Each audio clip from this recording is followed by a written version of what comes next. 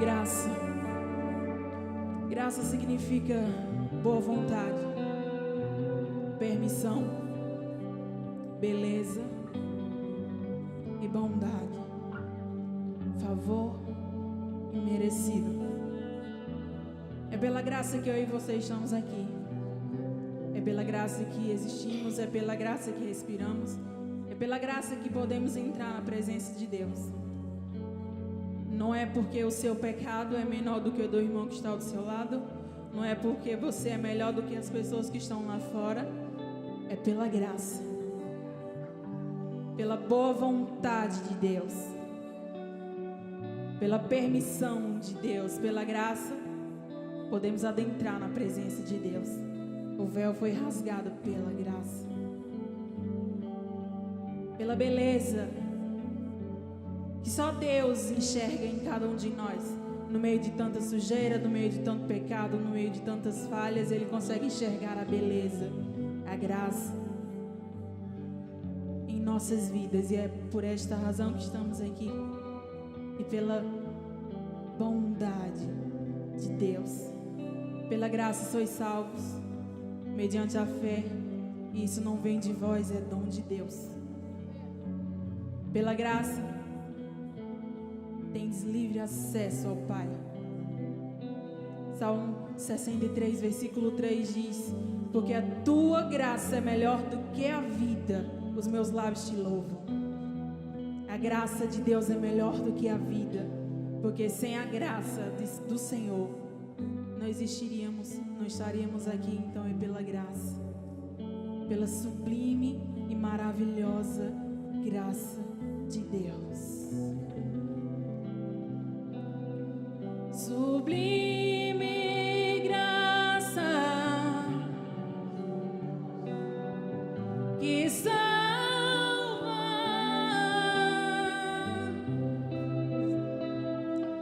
fui cegue agora,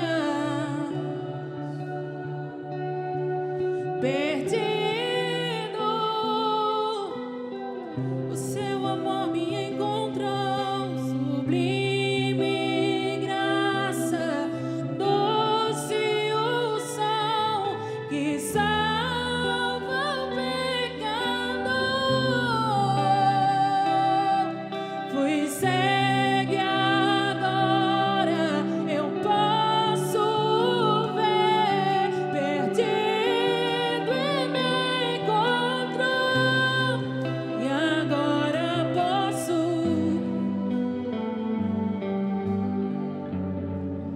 Eu posso ver seus olhos de amor,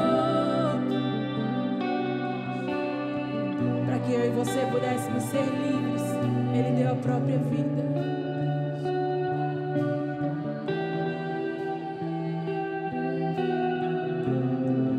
E agora posso ver, eu posso ver teus olhos de amor, para que eu possa viver.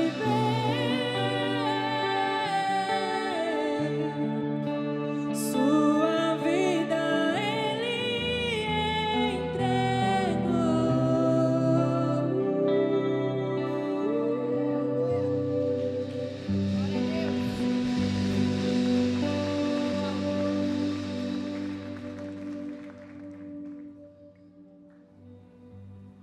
Queria saudar os irmãos com a paz do Senhor, amém? Como o pastor disse, eu vinha de casa procurando alguma palavra introdutória, e eu buscando alguma coisa, eu disse: Deus, quão alegre está meu coração ir para a tua casa. Eu dizendo, lembrei da passagem, quão bom, e me alegrei quando disseram: vamos à casa do Senhor. Eu disse, quando o pastor falou, eu disse: meu Deus do céu, que coisa boa. Mas é muito bom, irmãos, estar aqui mais uma vez. Minha esposa não pôde vir, minha esposa está grávida de meses. Ela já está com os pés inchados. Todo o esforço que faz, os pés incha, parece uma luva quando você assopra assim, parece uma... Está com muita azia, tá... enfim. Eu prefiro ficar em casa descansando. Eu também não quis importuná-la mais. Ainda sobre o tempo de futebol, é engraçado esse período de janeiro, né? Janeiro é um mês mais de descanso, a gente percebe um pouco mais, a gente se desliga um pouco das nossas atividades, é um mês de programação, um mês de planejamento. E eu também me desligo um pouco do futebol, o futebol morre um pouco, né? O meu time só joga mês que vem. E é tão legal ver isso, né? Para quem não sabe, eu torço nos melhores times que existem. Hã? É não? Eu torço o time de Jesus, rapaz. Bom, irmãos, meu time me aproxima de Jesus, né? Meu time é o Botafogo. Aí quando eu vejo o resultado do meu time, eu esqueço o futebol e foco só em Jesus Cristo.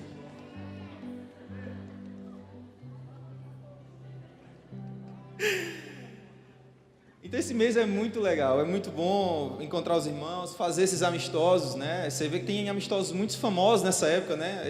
Ontem mesmo teve o de Zé Roberto, né? Os amigos de Zé Roberto, né? E os ídolos do Palmeiras, né? Esses amistosos do mesmo nível, né? Amigos do pastor contra o time do professor De Ange. Então é muito bom ver esse período. Amém? Mas é bom também porque a gente foca no que é essencial. A gente começa a fazer planos, projetos, avaliar como foi o nosso ano, e aí a gente foca no que precisa de fato. E eu louvo a Deus quando a gente entende o propósito de sair de nossas casas e vir a esse lugar. Pois como o pastor disse também, lembro de outras vezes e outras vezes que ele nos repetia aqui, que quando esse salmo foi composto, o intuito do salmista era de fato entender que o culto não começa nesse exato momento, quando começa a contagem regressiva aqui na igreja. O culto começa ao sair de nossas casas. O culto começa quando nós entendemos e paramos para pensar que existe um lugar que excede toda a nossa imaginação e que tem poder, não pelas pessoas, não pela estrutura, não pela a parte técnica, a parte de luzes, a parte de som, mas pela pessoa que fundamentou esse lugar, pela pessoa que está nesse lugar, que é a pessoa de Jesus Cristo.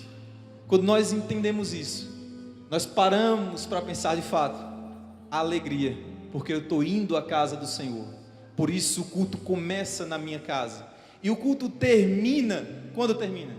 Quando o pastor dá a bênção apostólica? Não.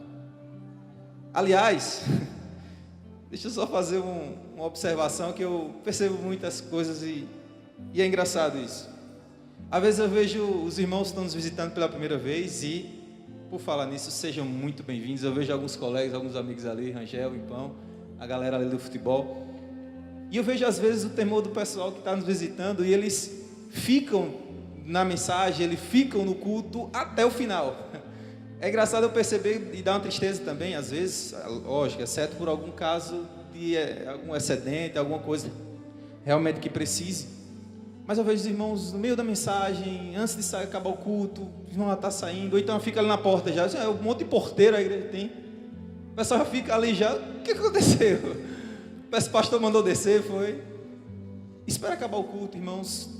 Se você realmente não está com pressa, não tem nenhuma urgência na sua vida, gaste um tempinho aqui, olhe para o rosto de cada um, sabe? Comungue, congregue. Congregar é muito mais do que estar sentado numa cadeira como essa. Comungar é ajudar o outro. Comungar é estar na presença do outro, dar um aperto de mão, dar um abraço, dar um sorriso. Isso é estar na casa do Senhor. Isso é cultuar a Deus. Amém? Vamos cultuar o Senhor hoje? Amém? Bom, vamos abrir a palavra de Deus em Lucas, capítulo 19, versículo 8.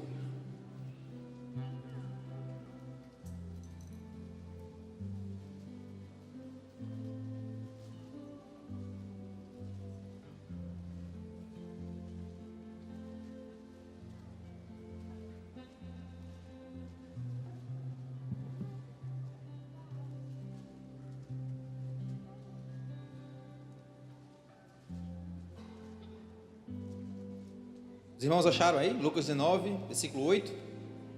Amém? Vamos ler? Vamos ler todo mundo naquela tradução ali? O versículo 8. Entre mentes, Zaqueu levantou-se e disse ao Senhor: Eis aqui, Senhor, dou aos pobres metade dos meus bens, e se alguma coisa tenham defraudado alguém, eu lhe restituo quadruplicado. Seguindo o verso 9 e o verso 10, disse-lhe Jesus: Hoje veio salvação a esta casa, porquanto também este é filho de Abraão. O verso 10 diz: Porque o Filho do Homem veio buscar e salvar o que se havia perdido. Mais uma vez, curve sua cabeça e oremos ao Senhor. Pai, aqui está a tua palavra, Senhor. Aqui está a tua igreja. Aqui estamos, Senhor, totalmente curvados, Senhor, à tua vontade.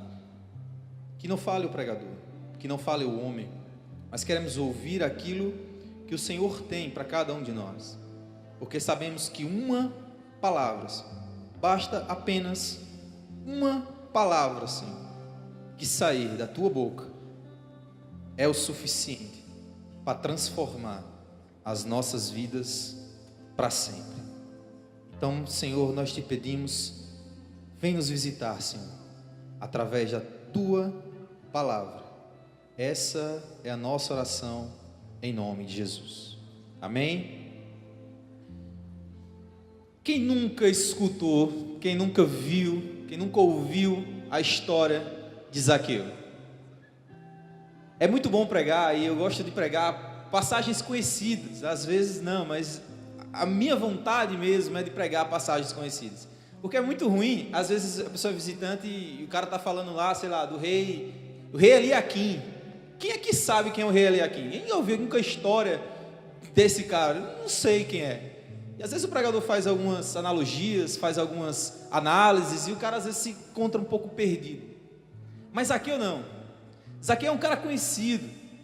Em 2009, 2010, o abençoado irmão Regis Danese fez uma música baseada na história de Zaqueu e praticamente todo mundo cantou. Eu que não era cristão, eu conhecia Jesus, eu conheci um pouco da palavra de Deus através de Zaqueu. Eu perdido no mundo, na Copa Vela, e cantar a música do Zaqueu lá. Então todo mundo conheceu. É um cara muito conhecido, a passagem dele, ela desperta algumas curiosidades e particularidades que eu achei pertinente demais. E queria compartilhar com os irmãos algumas coisas que nós aprendemos com a vida de Zaqueu. Zaqueu era um publicano. Na verdade, ele era um chefe dos publicanos. Zaqueu, ele era um diretor da coletoria de impostos, que estava localizado na cidade de Jericó. Jericó era uma cidade muito rica, estava tendo um comércio muito grande de bálsamos e outras especiarias, por isso da necessidade de fazer ali um lugar onde poderia ser coletado impostos, e uma coletoria grande, pois teve a necessidade de haver um chefe, alguém para chefiar todos os publicanos que estavam naquele lugar. Mas o texto bíblico, ele vai além de mostrar qual era a função. O texto bíblico, ele vai além de mostrar qual a profissão de Zaqueu.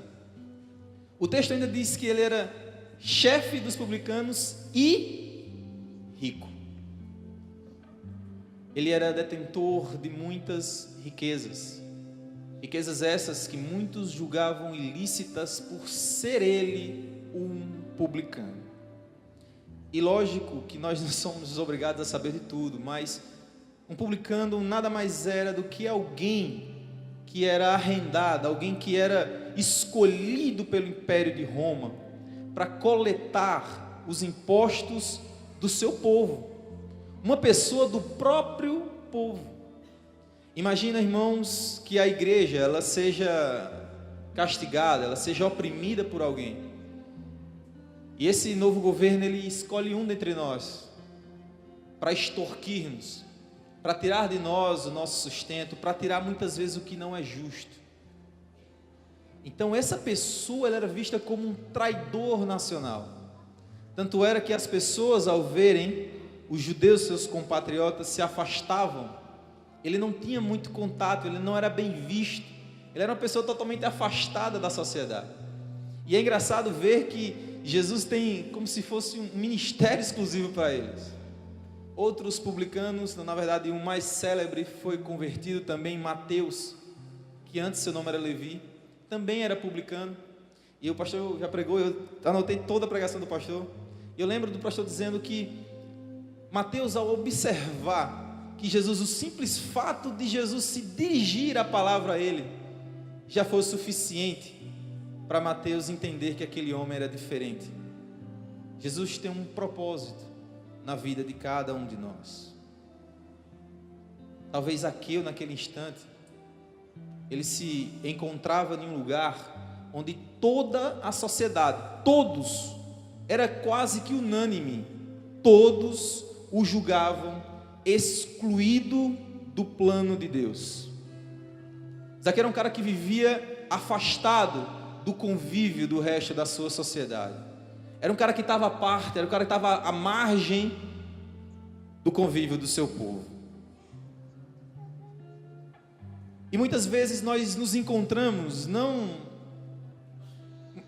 nossa culpa, ou às vezes situações onde nos leva a estar em um lugar que de fato está à margem do que o povo aceita, está à margem do que a sociedade entende, está à margem do que é socialmente aceito. Por isso que não existe lugar, não existe pecado, não existe nada que impeça o agir de Jesus sobre as nossas vidas. O que eu aprendo com Zaqueu é que não importa a podridão, não importa onde você se encontra hoje, o que importa é que você está aqui nesse lugar.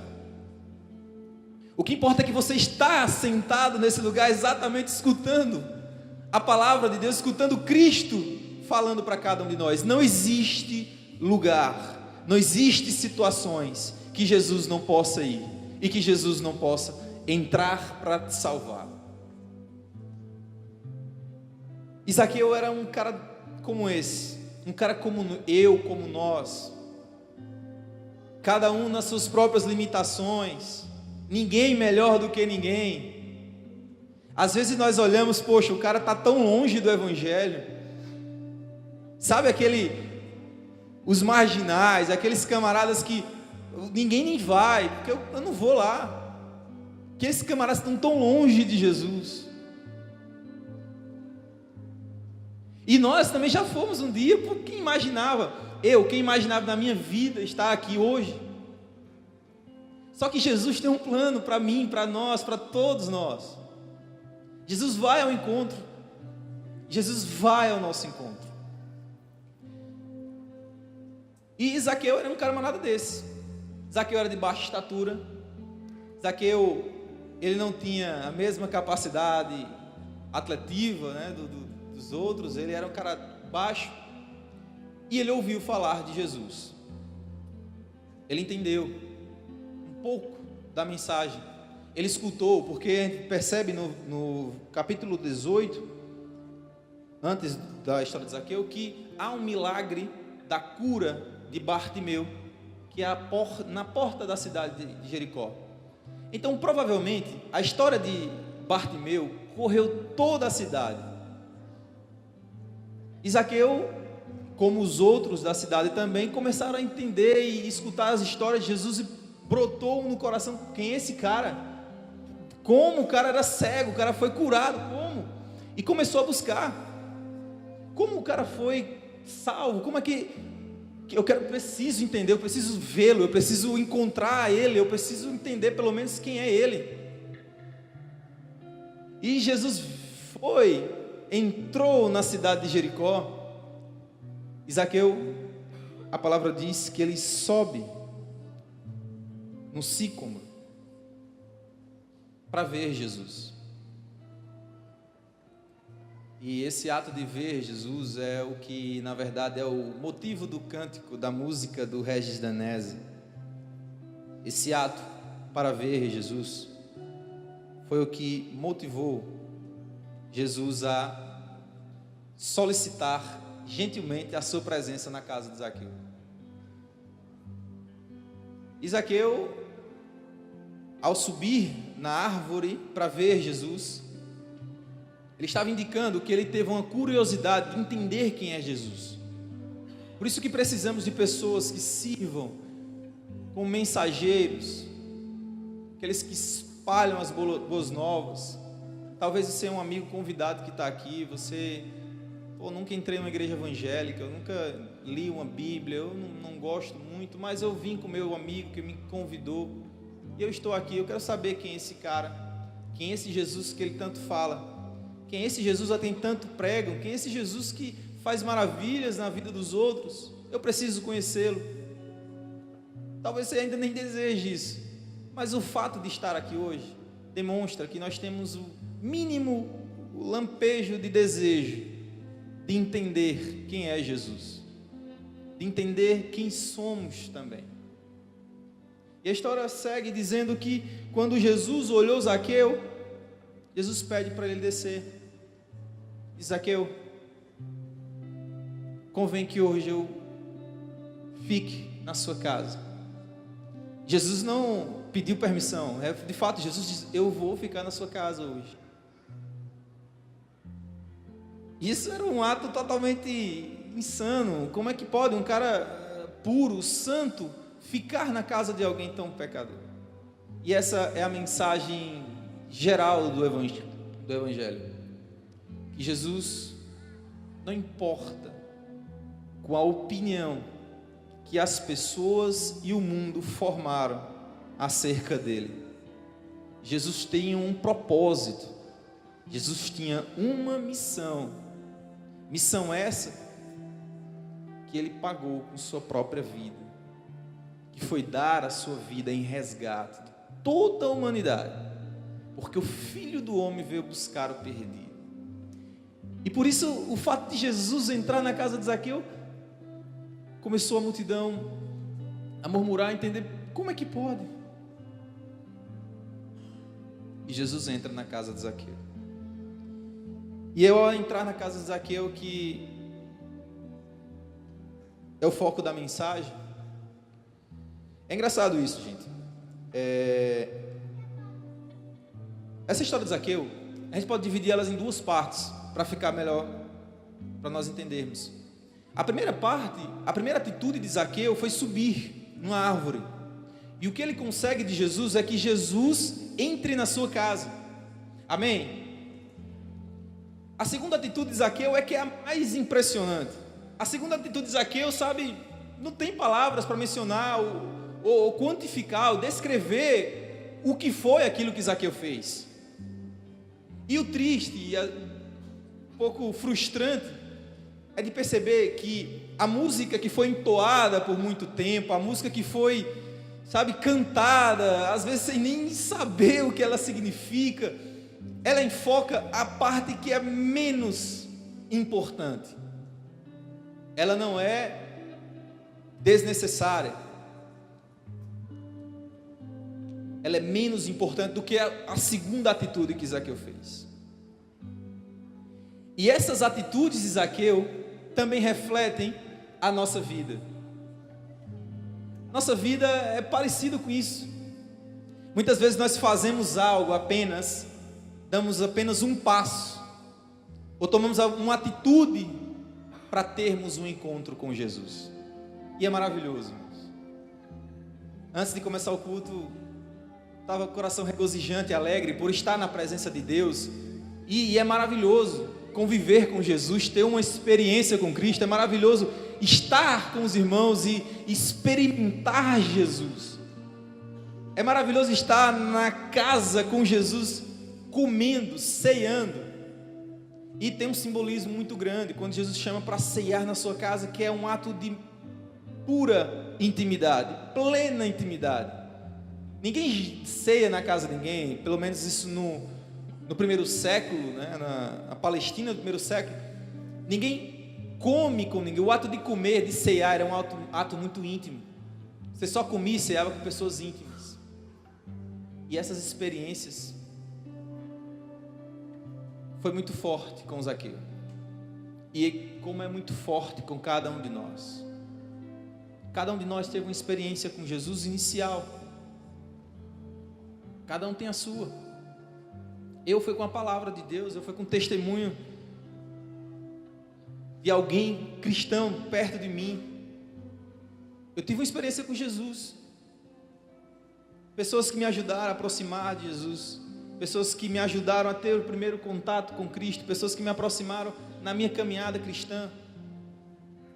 Mas entenda, irmãos, e aqui os nossos amigos também, Jesus quer mais de você. Ter experiências com Jesus é muito bom, mas é preciso mais. É preciso mais. É preciso ir ao monte, mas é bom quando nós descemos do monte também. Quais são as nossas atitudes? E é isso que Zaqueu entendeu aqui. Zaqueu entendeu que não bastava apenas o milagre. Zaqueu entendeu que não bastava apenas comer com Jesus, ter comunhão com Jesus, ter uma intimidade, um encontro com Jesus. Zaqueu percebe que tudo na sua vida parou naquele instante. Ele refletiu acerca: eu tenho buscado coisas distintas, coisas diferentes, tentando satisfazer o meu eu, mas nada esse cara fez. Eu preciso ir além. Amém? Nós precisamos ir além. E é sobre esse além que eu quero falar essa noite. No versículo 8 que nós lemos, diz: entre mentes Zaqueu se levantou e disse: Senhor, resolvo dar aos pobres metade dos meus bens. Se em alguma coisa tenho defraudado alguém, restituo 4 vezes mais. Já pensou uma música assim? Já imaginou uma música mais ou menos com esse teor? Imagina como tem compositores aqui, né? Vamos lá. Como Zaqueu, eu quero ofertar, né? O mais alto que eu puder. Não vendia nem para a mãe dele, homem. Porque essas atitudes, irmãos, requer uma transformação que não é assim, não é fabricado dessa maneira. Imagina o que Zaqueu fez. Zaqueu era um cara rico, a Bíblia faz questão de mencionar. Zaqueu disse: Senhor, a metade da minha riqueza eu dou aos pobres. A metade. E se eu roubei alguém, eu vou devolver 4 vezes mais. Dá para imaginar algo que possa romper com o coração de alguém, a ponto dele doar aquilo que ele se dedicou a sua vida inteira, e aquilo que aprisionava a sua vida? Somente uma força sobrenatural, irmãos. Só algo que não dá para compreender. Não dá para compreender como pessoas largam tudo para servir a Jesus. Não dá para compreender como uma pessoa tem tudo, mas ao mesmo tempo não tem nada. Não dá para compreender como um cara é rico financeiramente, pobre de espírito, de paz, é pobre de alma, não tem plena convicção, não tem plena alegria, não tem paz na sua casa, não tem paz consigo mesmo, vive se culpando. Você imagina o que é ter tudo e ao mesmo tempo ter um buraco, um vazio. Muitos dizem que há dentro de nós um vazio que somente Cristo preenche. Um buraco tão grande que somente Deus pode preencher. Zaqueu, durante toda a sua vida, trilhou um caminho que na verdade é o caminho de cada um de nós, natural. A gente busca aquilo para satisfazer o vazio existencial que há dentro de nós. E essa é a nossa primeira lição. existe um vazio que nada nessa terra, que nada nesse mundo poderá se comparar e poderá preencher o vazio que há dentro de cada um de nós. Zaqueu encontrou plenitude. Zaqueu encontrou aquilo que sua alma anseia, o encontro perfeito da criatura com o Criador. Na verdade, você, eu, nós fomos criados para este momento. Momento em que a gente encontra aquilo que nós tanto buscamos. Irmãos, já perceberam que essa nossa geração, e com o passar do tempo, com o avanço tecnológico, com o avanço das sociedades, com o avanço, o progresso da humanidade, ela traz também coisas que antes, na minha infância, eram coisas inimagináveis. Eu sou do tempo do computador ainda, não sei nem se tinha um Windows ainda. Eu não imaginava, hoje eu tenho um computador aqui, no celular. O ser humano não vive uma época tão cheia de riquezas, cheia de atrativos. Essa poderia ser, se alguém fizesse um diagnóstico no passado, a geração mais alegre, mais plena, a geração que mais vai ser feliz, porque ela vai ter coisas, atrativos, entretenimentos, coisas que vai preencher a sua alma, milhões e bilhões de coisas. Mas é incrível, incrível, como a nossa geração tem sido marcada pela geração mais triste, mais deprimida, mais seca, com vazio existencial de alma, porque isso não para. Quanto mais a gente busca as coisas, quanto mais eu busco prazer nas bebidas, na prostituição, quanto mais eu busco prazer nos atrativos tecnológicos, mais o buraco fica lá e eu não sou satisfeito. A nossa geração tem sido marcada por uma geração suicida. E o suicídio tem sido algo incrível, negativamente falando. O suicídio tem algo devastado, sabe, chocado a sociedade,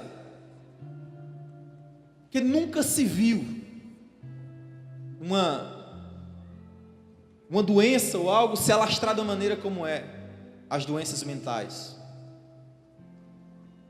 Hoje o suicídio ele só perde para doenças cardíacas e provavelmente vai ultrapassar.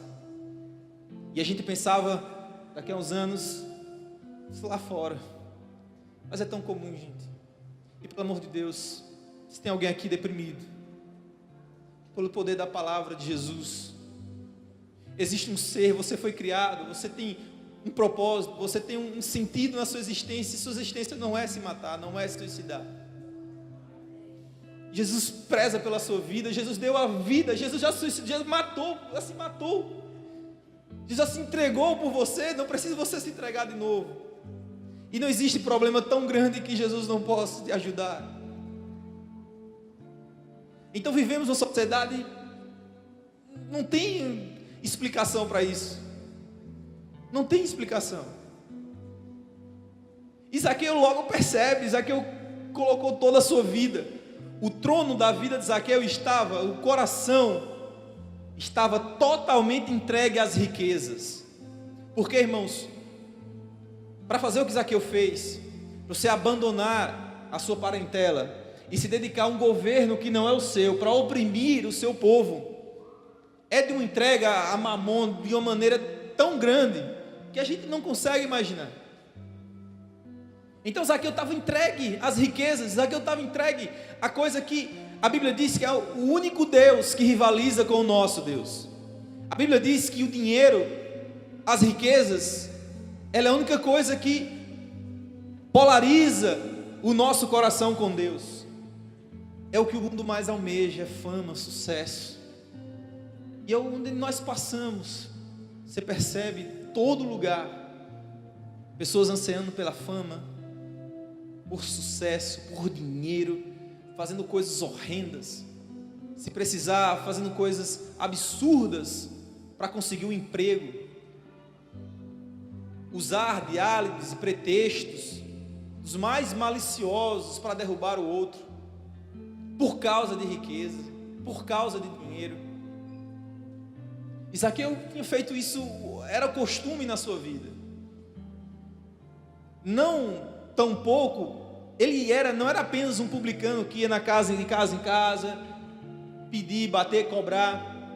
Ele era o chefe deles. Ele tinha uma posição grande dentro do Estado. Então esse homem está dizendo para tudo, para o universo: olha, eu busquei a minha vida inteira por algo que nunca preencheu minha vida, mas agora eu encontrei. E agora eu vou dizer para esse Deus que a metade do que eu tenho eu vou dar aos pobres. E se alguma coisa eu tenho defraudado alguém, eu vou restituir 4 vezes mais. Irmãos, eu não tenho dúvida nenhuma que Zaqueu iniciou esse episódio estribado, bolso cheio de dinheiro, rico. Ele termina esse episódio, no mínimo, pobre, no mínimo, dando com que se sustentar, vivendo apenas com isso.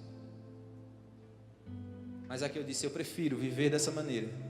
Eu prefiro viver pobre de dinheiro, de finanças, e não ser cheio e pleno na minha vida, do que cheio de riquezas, não ter nada.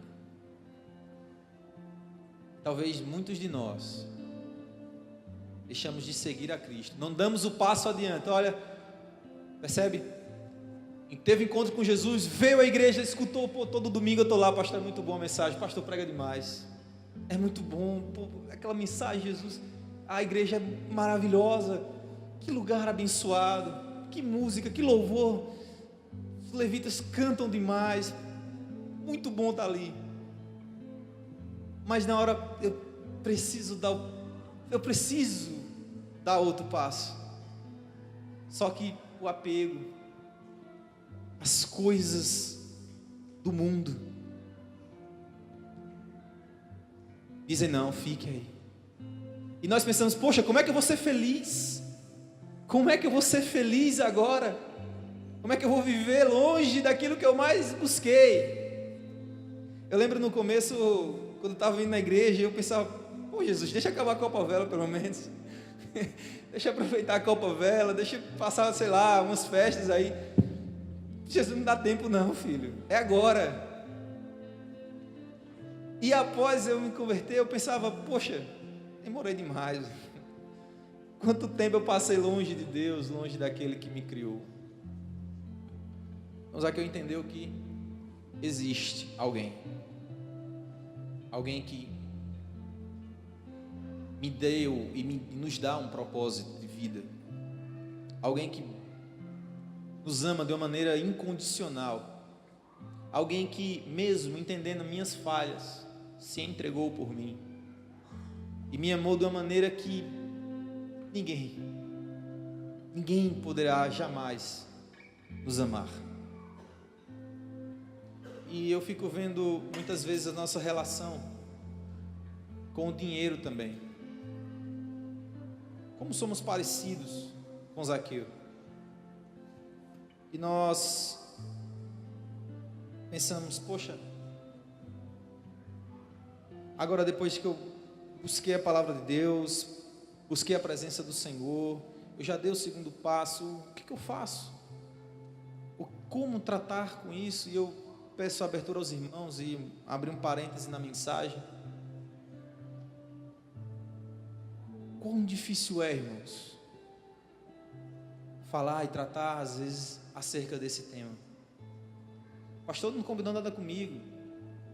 É um tema difícil. Quando eu falar de finanças, de dinheiro, alguns já ficam: poxa, eu vou sair da outra igreja porque o pessoal estava pedindo. A gente precisa ter um entendimento correto, irmão, do tratar do dinheiro, tratar das nossas finanças, daquilo que é importante. Por isso que, com muito amor, eu abro um parêntese para falar algo que eu vejo que é essencial. e que muitas vezes não percebemos. Porque no Antigo Testamento, Deus faz uma aliança com o seu povo, e o que Deus requer do seu povo é das suas finanças, de tudo que você produz, você devolve uma parte do seu dinheiro. Quanto do seu dinheiro Jesus te pede? 10%. Jesus pede do povo 10%. Na nova aliança, é uma aliança totalmente superior. A gente vai ler Hebreus e a gente vai perceber a comparação com o Antigo, algumas coisas que fazem no Antigo e não faz mais, algumas comparações que faz e agora nós percebemos na nova aliança. Na nova aliança é muito mais elevado, e a gente pensa, poxa, agora eu tenho que dar quanto? Eu tenho que dar 90%, 50%, 40%? Não. Jesus quer 100%. Amém, irmãos? Jesus quer 100% do nosso dinheiro. Amém? Oh, glória a Deus, que negócio bom. Mas Ele não quer 100%. Ele não está falando de 100% você depositar aqui nesse altar. Apesar que você quiser, você faz. Ninguém é obrigado a fazer nada. Mas Ele quer 100% que você dedique para o Senhor. De que adianta dar 10% ao Senhor, se os outros 90% não são administrados corretamente e aplicados corretamente como tem que ser feito? De que adianta dar 10%, dar uma oferta, e o resto do nosso dinheiro ser empregado e ser investido em coisas que não satisfazem a Deus? Por isso que a nova aliança ela é muito superior à antiga. Antes exigia só apenas um dia para a guarda, hoje Deus exige todo o nosso tempo. Na aliança era 10%, na antiga aliança. Agora na nova aliança é todo o nosso dinheiro, toda a nossa vida, todo o nosso respirar, todo o nosso tempo. Então, irmãos, trate com responsabilidade aquilo que Deus lhe dá. Trate com responsabilidade tudo que o Senhor coloca nas tuas mãos, porque tudo que nós temos não é nosso. Tudo que entra no nosso bolso, que entra na nossa conta, não é nosso. Jesus nos empresta, nos deixa para administrarmos. Administra aí. Então hoje, no orçamento financeiro seu, de cada um de nós, quanto é investido para a obra de Deus, o quanto é investido para aquilo que glorifica a Deus. Porque se não houver, irmãos, sabe uma coisa que quando a gente chegar no céu, a gente vai olhar e vai dizer, meu Deus do céu, quanto dinheiro eu gastei comprando coisas supérfluas, comprando coisas que, poxa, eu poderia ter investido no irmão que está precisando, eu poderia ter investido, pagar a inscrição de alguém em algum curso, pagar a inscrição de alguém em algum congresso, pagar a inscrição de alguém em algum retiro, poxa, mas eu investi nisso. Então, administre bem aquilo que Deus colocar nas suas mãos, amém? Segunda coisa que a gente aprende com a atitude, a segunda atitude de Zaqueu, que a conversão, e aqui nós podemos falar com boca cheia, a conversão de Zaqueu, a verdadeira conversão, ela é manifesta em duas atitudes. Uma atitude concreta, agora, daqui só eu vou dar, daqui, metade do que eu tenho aos pobres, e a outra, e se eu roubei alguém, eu vou devolver 4 vezes mais. A primeira é uma atitude concreta, é algo, ele está dizendo, eu vou devolver agora, eu vou dar a metade. Mas a segunda, não necessariamente ele tem roubado alguém, mas é como se ele colocasse à disposição, olha, se existe alguém entre nós, se existe alguém que eu fiz algum mal, se eu causei alguma coisa, pelo amor de Deus, chega até mim, eu vou lhe devolver não só o que eu roubei, mas 4 vezes mais. O que eu aprendo com isso, e que nós devemos aprender essa noite, é que a conversão vai nos levar a ter atitudes que valem daquilo que nós podemos ver. Disposição de coração, sabe? Sabe aquele cara que você, pastor, vamos fazer aqui, bora, não vou, não quero saber. Sabe aquele cara que está disposto, sabe, no coração, não precisa fazer nada, falar nada. Não, vamos, eu estava pensando em fazer isso, cara, bora, eu vou também. Disposição do coração, o cara já falou no coração, disse, rapaz, o que aparecer eu estou dentro. O que for para a obra de Deus, eu vou fazer. Cara, se eu fiz algum mal com alguém, pelo amor de Deus, venha no final do culto. Ou então, Jesus, traz essa pessoa até mim para eu pedir perdão para ela, para a gente restaurar as amizades.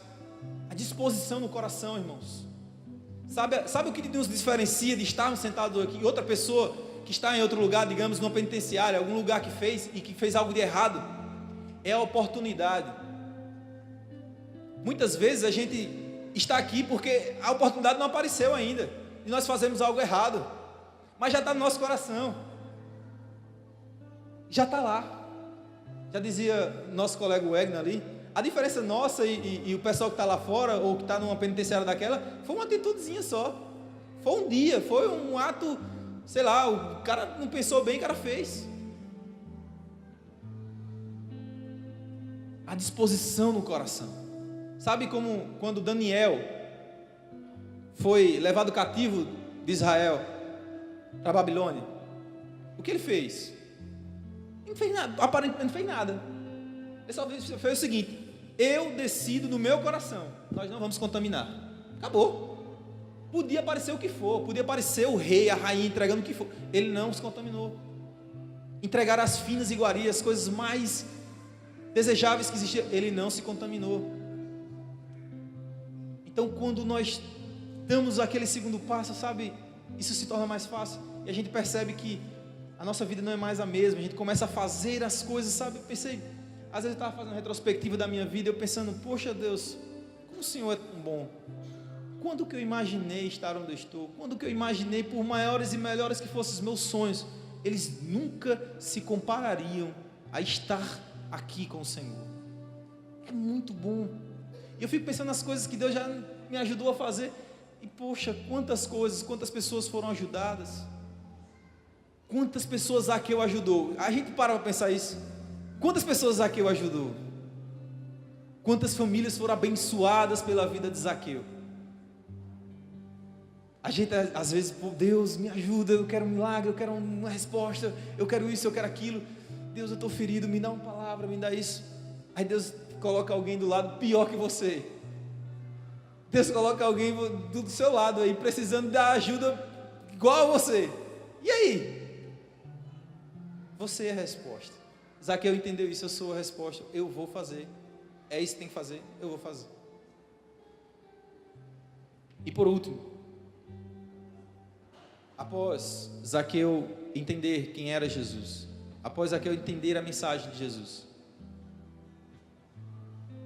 Jesus diz: Zaqueu, hoje a salvação entrou nessa casa. E é muito emblemático o que Jesus está dizendo aqui. Veja, irmãos, é muito mais do que salvar uma alma, é muito mais do que salvar uma vida, é muito mais do que salvar um pecador perdido. Jesus está informando a Zaqueu que a salvação visitou o seu lar, a sua família. E a gente percebe na Bíblia essas ênfases acerca da salvação com o lar, acerca da salvação com a família, e sempre ela está relacionada e ela é direcionada aos homens. Jesus fala isso para Zaqueu, a mesma coisa que Paulo falou por carcereiro: crê no Senhor Jesus e você será salvo, tu e a tua casa. Irmãos, não é uma salvação automática, a salvação é individual, mas através da vida do cabeça do lar. E é isso que falta em nós, assumirmos o nosso papel, através da atitude daquele que é o cabeça do lar, que guia os passos, que determina as regras da casa, que provê, que é o sustentador, tanto emocional como financeiro, é o cara que segura as broncas, é o cara das responsabilidades. Jesus direciona a palavra para esses camaradas. Zaqueu, a salvação entrou na sua casa. Através de você, a sua vida, a sua família também será salva. Mas começa com nós, homens. dentro de uma hierarquia divina, Jesus é a cabeça da igreja. E o homem é a cabeça da mulher no lar. E a direção da sua casa, os ensinamentos, sabe? As regras, quem dita é você, homem. Tem que falar que é homem mesmo, porque muitas vezes nós ainda não nos comportamos e não assumimos ainda que somos homens. Isso que quando Davi está dando os últimos conselhos a Salomão, disse: Salomão, ser homem. Paulo dizia que quando eu era menino, eu pensava nas coisas de menino, eu fazia as coisas de menino, mas agora que eu cresci, abandonei as coisas de menino. Tem gente que 30, 40 anos ainda é o mesmo menino de sempre. Não sai de sua casa, depende dos pais. Aí você imagina uma pessoa dessa formar uma família. Quem é a mulher que vai querer? Ou quem é a maluca que vai pensar em ter uma família com um camarada desse? E pelo amor de Deus, meninas e mulheres namorando, pelo amor de Deus, veja se o camarada quer, conversa com o trabalho, vê os planos dele para o futuro, para a sua família, vê se ele já trabalha agora, ou se ele está arrumando emprego, está procurando. Porque o cara, além de tudo, ele tem que ser o responsável pelo sustento da sua família. Se a mulher quiser trabalhar, irmãos, não somos contra a mulher trabalhar, quiser trabalhar, Deus abençoe, ajuda no rendimento da família, amém. Só que cada um tem sua função, e o homem também, trabalhando, também tem deveres no lar. O ensinamento da sua casa, algumas coisas domésticas também fazemos, amém? Encerrar aqui. Amém. Porque às vezes a gente foca muito no trabalho e esquece do lar. A gente esquece de botar os nossos filhos para dormir, de ensinar a palavra de Deus para os nossos filhos. E atitudes bestas, ensinar: filho, vamos aqui, vamos lavar um copo nós dois. Vamos lavar os pratos. Hoje, mulher, fica aí que vai lavar o prato, vai ser eu e meu filho. Amém?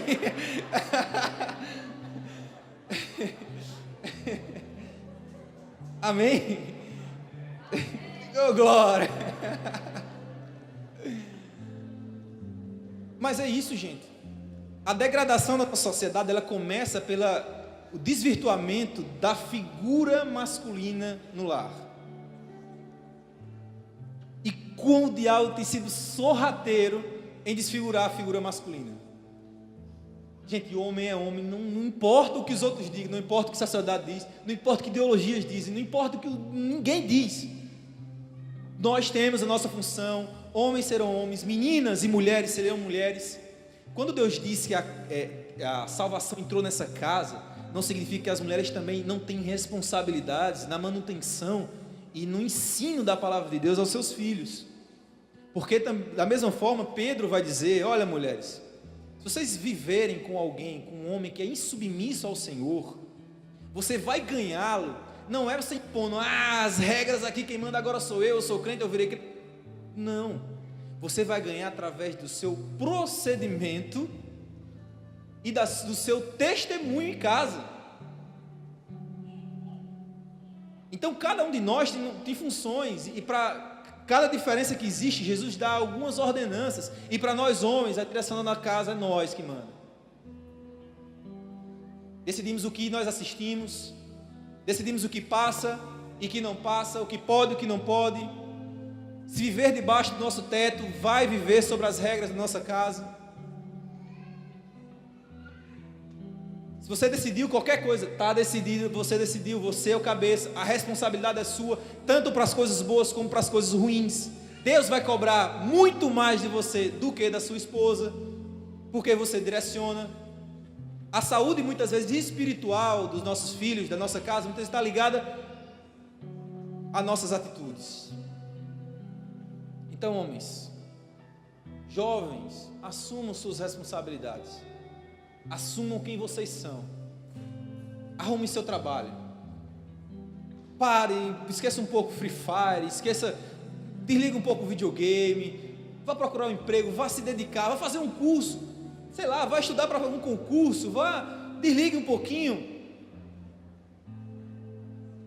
Mas assuma a responsabilidade de homem para Jesus chegar. Hoje veio salvação a esta casa por causa de você. Amém? Vamos se colocar de pé, irmãos?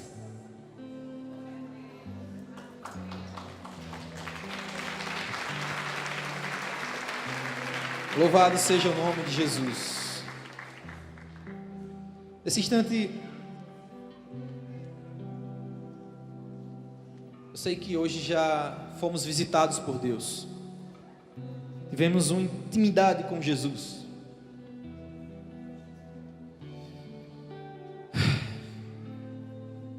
Mas saiba que isso não é o suficiente.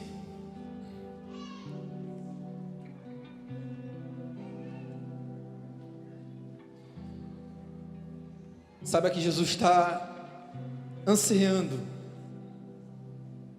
Jesus está desejando para que você dê outro passo. Eu sei que nós já fomos bombardeados pelas coisas do mundo, fomos bombardeados pelas coisas que acontecem nessa vida, e chegamos nesse lugar totalmente machucados, totalmente abatidos, moídos pela vida e pelas coisas desse mundo. Mas Jesus tem um plano na sua vida. Jesus não quer simplesmente fazer um milagre na sua vida. Jesus quer fazer de você um milagre para a vida das outras pessoas. Jesus, vem nos restaurar, Senhor. Se em algum momento da caminhada, Senhor, nos encontrarmos, Senhor, dispersos, sem o foco do Evangelho, sem o foco da cruz, não lembrarmos, Senhor, que somos peregrinos e estrangeiros, estamos de passagem por essa terra. Se o foco não for esse, Senhor, nos ajuda nessa noite. Lembra e volta ao teu primeiro amor. Lembra de onde caíste e se arrepende. Volta a praticar as boas obras que tu praticava no início. Volta a praticar aquilo que você fazia, que alegrava o coração de Deus. Volta a ouvir a verdade. Volta a ler a palavra. Volta a orar incessantemente. Senhor, nessa hora também eu oro em especial por a vida daqueles, ó Deus, que tiveram um encontro contigo. Eu sei que o Senhor já falou tremendamente. Eu sei que o Senhor continua reverberando nos nossos corações, ardendo, queimando, muito mais do que qualquer outra coisa. O Senhor está chamando, conclamando, para que barreiras venham a ser quebradas. Ai, Jesus, mas você precisa dar o outro passo, assim como Zaqueu, um passo genuíno, não puramente pirotécnico ou algo arranjado. Você precisa dar o segundo passo.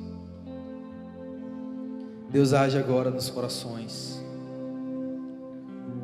os corações impertinentes. Vai quebrando, Senhor, as muralhas que nós construímos sobre os nossos corações, e tem acesso, Senhor, àquilo que só o Senhor pode fazer, ou só o Senhor pode dar.